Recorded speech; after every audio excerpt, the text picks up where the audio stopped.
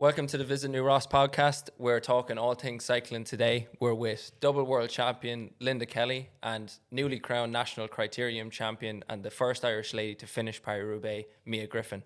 Welcome to the podcast, guys. Thanks a million for coming in. Thank you. Yeah. So, Linda, how did you first get into cycling? What's your background? Well, I've always been into sport anyway, growing up as a child. And then cycling is actually very recent for me because I've been growing up playing Gaelic football and soccer. And then kind of 2016, 17, then I started duathlons, which involved running, cycling, running. And then I went on to triathlons, which was the swim, bike, run. It was more so my where I worked. So I worked in the Brandon House Leisure Centre since 2013. And my manager and my friend, actually, Martin Miskowski, he's a big cyclist and mad into it. So he actually he got me into it. So I went and just bought my bike just for fitness and for my mind. And I was still playing soccer, and then we decided to go for a spin one day out to Viewpoint.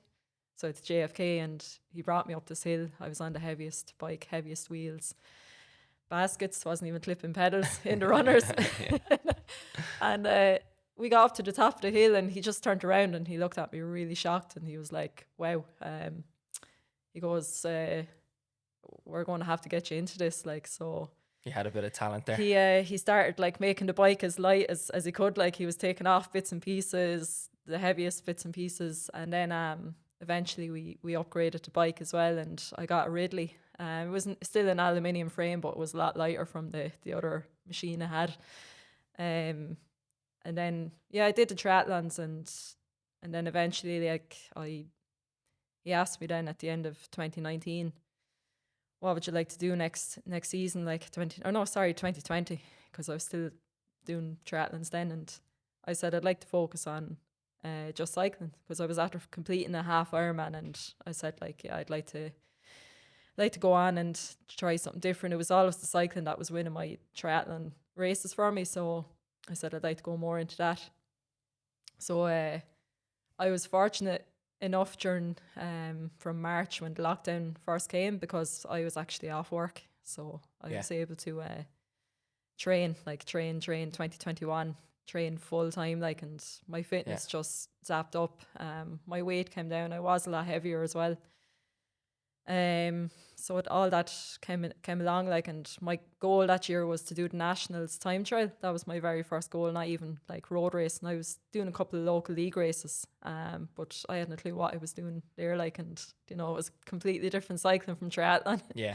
There was a lot of attacks and goal.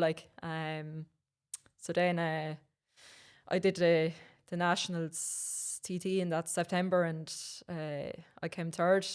So behind Eve McChrystal and Joanna Patterson. So then I was happy then, and I done my first Ross that year as well, and we got the green jersey. So yeah, this is Ross na Ban, the women's version of the women's professional 5-day race in Ireland. I will touch on that in a minute. Yeah, but yeah, you've taken a step then away from the Brandon and into full-time cycling now at the minute. So you're a professional on the road. Tell us a little bit about you're just back from Glasgow, and you're after coming home with 2 World Championship medals with Katie George Dunleavy. How was that, and how was the jump over to the tandem and the Paralympic side of cycling? How has that been for you? Oh, absolutely over the moon still. Still can't believe it.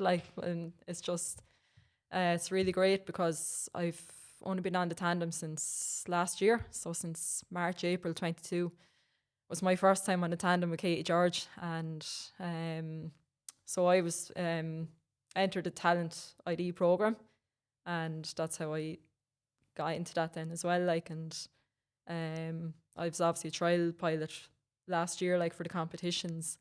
So our first time together was at a time trial in Athlone. We decided to do a longer warm up together, and just for me more so to get used to the tandem, and I still didn't know really how to turn the tandem at this stage. So the time trail was like a 10 miler where you had to turn around the cone come Yeah. back. So we were actually late to the start line as well. So like everyone was just clapping, come on, just keep going. So we didn't Rolling really have a start. standing start. It was a rolling start. Yeah. And we got down and I was just nervous. I seen the cone and I was like, turn the tandem, how to turn the tandem. We better not clip out. I'm not clipping out here. I'll just, like, everyone will just laugh if I do it. So I just hope for the best. And we leaned, and Katie was such good help. She was just, she was on the tandem with Eve McChrystal for so many years. Like, so like she had such a great knowledge. And we finished that time trial, and the paracycling head coach at the time, Neil Delahaye, said to me, okay, in 2 weeks' time there's a World Cup in Germany, and another 2 weeks after that Europeans in Austria. So I was delighted. I said, yeah, definitely. And he said, do you want to check with your work? And I was like, Ash, it should be fine, because my manager Martin anyway will work around that for me, being a keen cyclist. So Yeah. so yeah, it has been a year, like, really interesting year, like, and this year, like, we've been successful in the World Cups, and then it was just a quick year, like, so many training camps, and got ready for Glasgow then, and we were really aiming for that TT, and we were happy we could deliver it. Brilliant. And then to you, Mia, back from Switzerland, which is your home place at the minute, isn't it? Over in the Swiss Alps with your boyfriend Rob, who's also a professional cyclist. What's your background in cycling then, Mia? How did you get into the sport? And So similar to Linda, I kind of came in accidentally almost. I used to be a camogie player, and then 6.5 years ago, I decided to sign up for a talent ID program that was advertised in WIT. So I went into WIT and I did a test on a watt bike, a 3-minute test, a 6-second test. And the Talent ID program, then you both touched on that. Is that events that you sign up for, or is that a Cycling Ireland event set up in random spots, and they pull random people in from different sports, or how exactly does that work? I think they advertise it in certain areas, and then, like, for me, the Talent ID program was trying to get people from other sports into track cycling. Right. So what they were looking for was team pursuit riders. Yeah. So that's why they tested us over 3 minutes and 6 seconds, because they wanted to find girls that had, like, kind of short sprints, Bursts kind energy, of, and of high power. Yeah, of high power. So then I tested one time. I had no idea what I was doing. I was just in a pair of leggings and runners going in. And then I trained for 6 weeks on a specific program. And what they wanted to see was how much you were able to progress from the first test to the second test. They weren't looking, like, say, at your numbers the first time to see, like, oh, they're, like, really, really good or whatever, because my numbers were bad, especially looking back. They were not great. But then what you are now. The second test, I was so much better after doing 6 weeks of training. Yeah. And then from there, I just kind of got really addicted to cycling, and I got addicted to seeing improvements. And then from there, I started to do some road racing, just, like, locally and everything. I joined Barrow Cycling Club in New Ross, and the lads they gave me a crash course in how to, like, take corners and how to ride in a bunch. Yeah. And, like, how to survive kind of 3-hour rides, because I remember sometimes I'd come home and I'd just be so wrecked after doing 3 hours with the lads. And I think I had a good initiation process into cycling because of that. Yeah, the Barrow Wheelers are the local cycling club in New Ross that we've all been involved in at one stage or another, and the lads are absolutely brilliant, as you would probably attest. But yeah, it's a great club in the local, or a local club in the town with a load of members, and a great place for anybody looking to get into cycling. Yeah. But yeah, you pushed on then, obviously, away from the Barrow Wheelers, and what was the next step then after that, and after finding your legs in the sport? Yeah, I think it took me a while to find my legs in the sport, because I think at first I dropped straight into racing World Cups on the track, and jump. it was a huge jump. And at first, like, I was kind of a little bit drowning with that level of competition. I think I just trained really hard. I gave up camogie. I fully focused on on training on the bike. I started university, I did it for a month, and I dropped out because I just had no interest anymore. I was just too addicted to the bike. Just wanted to train. Yeah, and I moved to Mallorca, and I dedicated now 6 years of my life to doing team pursuit and doing road racing as well. Yeah. So our goal was to try and qualify for the Paris Olympics on the track in the team pursuit.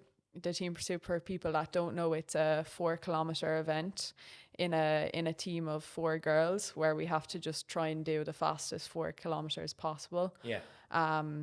And I've been training for that for a good few years now. Yeah. And we're trying to qualify for Paris at the moment, and we're in the process. You're quite close to your qualification already for the Paralympics, haven't you? You've got points on the board. Yeah. Right now we have a good few points on the board.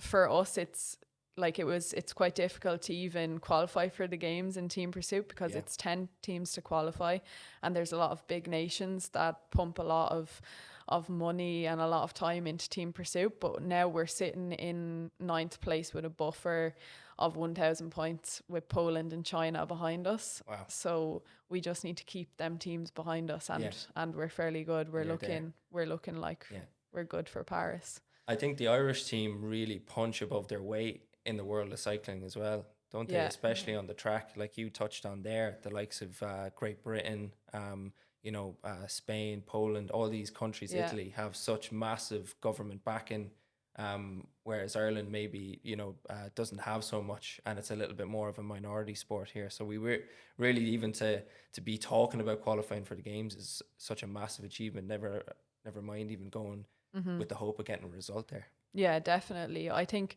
even we're waiting to have a velodrome in Ireland, but a lot of the other nations would have velodromes in their country. So that's why, as a national team, we base ourselves out of Mallorca, and we do some training camps there, which can't really complain. It's a lovely place to train. Yeah, a bit sunnier than Ireland. But I definitely do think that it cuts down the length of careers for Irish track cyclists, just because they're going to be away from home a lot more than, say, a track cyclist that's from another nation. Yeah. That's the only drawback, I would say, to being based not in the country. Yeah. Was it Paris-Roubaix you had your crash in? Yeah. And Paris-Roubaix is probably one of the hardest one-day races on the calendar in cycling. And you're the first Irish lady to not even complete it, but to compete in at that level. And that's quite an achievement. So even with a concussion, you finished that race, didn't you? And got through to the very end of it. How was your first crack at Roubaix? Obviously crashing wasn't great, but to get to the famous velodrome in France, how was that? I think they Roubaix is known as Hell of the North. Yeah. So yeah, and it did play true to its name in that regard. Even in the race, I saw so many crashes. The weather was quite okay, so we were lucky to have quite a nice Roubaix in that regard. Yeah. But the race, even just from after the neutral, it started so quickly. Yeah. It was shocking. And then before the first cobble section, 2 girls crashed in front of me, and I went over my handlebars over the 2 of them and came down on my head. And then I didn't know I had a concussion, and I went on and finished the race. The cobbles were quite gruesome, but I got to the end of the race, and it was really special going into the velodrome. The atmosphere was just incredible. It was kind of the finish of the race, and showering in the famous showers and everything. Yeah. Was just really Worth worth it. Well, I don't know if it was worth it. Yeah, maybe not the concussion part of it, but definitely the suffering and and pushing through to get to the exactly. velodrome To get to the velodrome was so special. Yeah, I think most people would have probably just thrown the bike in the car and went home after a crash like yours, but Mia's built different. So back to Linda then. You have any more goals coming up then for the rest of the season? The next one is, for both myself and Mia, is Ross na Ban. So that's next week. Yeah, so Ross na Ban is, or the man, should I say, is probably Ireland's premier women's race. You have teams from all over the world to come and race it. Tell us a little bit more about Ross na Ban. and what it means to Irish cycling. Oh, it's a big thing on the calendar every September. So it's basically 6 stages over 5 days. And you'd cover about 400 kilometers in that 6 days as well. So it's as you said, like there's a lot of teams coming from around the world into it as well. A lot of top riders, and they're doing that day in, day out as well. Like so, but yeah, the first stage is Callan. Is Callan, isn't it? Yeah. It's, we have a Kilkenny few. to Callan It's based in Kilkenny, but I think a lot of the stages are tipping around New Ross, and some of them are coming quite close. We have a stage that's finishing up the stripe. Is it finishing up on the top of the stripe? Finishing up on the top of the stripe into the roar. In the roar. It is. It's scattered around Kilkenny, and this year actually they also have a new stage in Waterford, so out by Tramore. Yeah. It's actually starting in Tramore and finishing in Tramore. As well, so that's something different. And then actually one of the other stages is up by Portlaoise, so it goes up through the cut. Okay. Very hilly one. So it's Difficult about 7k, isn't it? It's about 7k of climbing, and I think it's like 10% in parts of it, and averaging 5-6%. But seems to always be raining for that one. I need to this will be my third Ross now, so I need the last 2 times going up that it was raining, so hopefully we get a sunny day. Very foggy. You'd have fog or rain. Like last year for the Ross, it was all only one stage it didn't rain for. It rained for all the other stages. So it is it's a special race every year. Special, it's really good for, I'm new into the sport as well. So it's great practice when you have over 100 riders and you're in a peloton.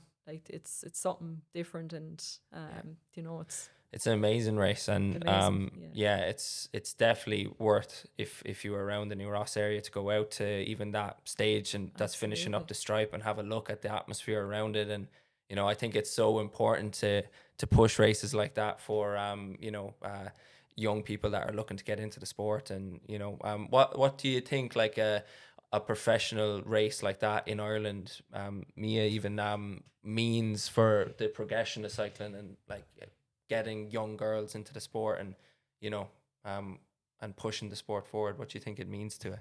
Yeah, I think it's huge. Even just having a race of that size with 100 girls riding in a bunch, I think that's already really cool. And the fact that there's people from the UK and even some American girls came over the year that I raced at last 2 years ago to race. So I think the profile of the Ross is growing as well. Yeah. The standard is definitely going up. So I think as well, even within Ireland, the standard of the girls has skyrocketed.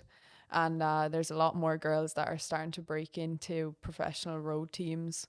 And I think because of races like the Ross. Yeah, because they have a platform to be able to show their talent within the country that they live in, rather than, I think a big thing with cycling, and thankfully it's not so much, but if you wanted to make it in the sport, you kind of had to go away to the likes of France and Belgium and these countries. But to have a premier stage race that you can showcase local talent is amazing to have, isn't it? Yeah, exactly. Yeah. I think for girls who are 18 or ages or even, well, for cycling you can be 36 and you can sign pro contracts. So age is not really a problem within women's cycling, because women for cycling are like fine wines. They kind of get better with age, which is kind of a special thing about cycling. Yeah, absolutely. So I think for girls who want an opportunity, it's a perfect opportunity to showcase their talent, and then to be able to maybe progress onto teams and to be spotted. I think it's really a great opportunity. Yeah. What do you think at New Ross as a town, as regards the talent pool in New Ross, not only for cycling, but we have a load of great athletes like Sophie Becker in athletics and stuff like that as well. What do you think New Ross as a town is like for pushing women into sport like that? And I think it's quite good actually, because even you have St. Joseph's Athletics Club and you have the GAA clubs as well, and I think there's really a lot of talent that's probably untapped also. Yeah. And we have our own little greenway that's after opening the first section of it as well. Do you think New Ross is on the right track to being able to promote cycling and push people into the sport, like on all levels, even from a leisure point of view? And do you think it is growing? Even Linda, do you think it's growing as a sport, becoming less of a minority? I think so. Like the Greenway is definitely going to push a lot of people into the cycling leisure, and like anyone like that might want to pick up racing as well. We have the local bike shop as well. That's that's bringing a lot of crowds in, and great coffee as well. Yeah, shameless plug there from Linda. Thank you very much. But like that, as Mia said as well, like we have a lot of clubs in New Ross. Like now, in the last couple of years, we have a New Ross Triathlon Club. We have 2 athletic clubs, United Striders, St. Joseph's, and we have the Barrow Wheelers as well. And as we mentioned earlier on in the interview, like the Barrow Wheelers have been so good to myself and Mia as well. Like, you know, like they would have taught me a lot of stuff as well, like, you know, descending, taking corners, and then you enjoy the social aspect of it as well, like. And yeah, even if I have Katie over now at the moment, there is a great support, like Adrian Delaney, the mechanic, like he's involved with Barrow Wheelers, but he'd always be there to, in a heartbeat, to fix the tandem up as well, like. So there is a great support network around, like. Everyone wants to help out as well, and even when we came back from the World Cup, like the amount of people coming up in the town in New Ross, like they were over the moon, and you know, it's nice to come home to that as well. But you know, I'm looking forward to the Greenway and the rest of the Greenway opening. Yeah, it's really going to push a lot of cycling in New Ross. Absolutely, that infrastructure I think is really needed to create a safe space for even kids and for stuff, children, to be able to get into the sport. But yeah, even like you touched on there, the Barrow Wheelers run a local sportif at the start of every year out of New Ross, and yourself and Katie were on it, and the buzz around having you on the spin, and you know, there was young riders there on that spin as well, and for to have someone like yourself for you to look up to and aspire to is absolutely fantastic for New Ross, and hopefully it will get a lot more people into cycling over the next couple of years. Oh, hopefully anyway. Yeah. Well, we'll wrap it up there, lads. Thank you very much for coming in and having a chat with us. Hopefully we'll be talking to you again after Ross and the Moon Ross and Bad, should I say, after 6 stage wins between the two of you. Hopefully. And a yellow jersey and plenty of more silverware, should I say. But yeah, thank you very much for coming in. Thanks very much, Sean.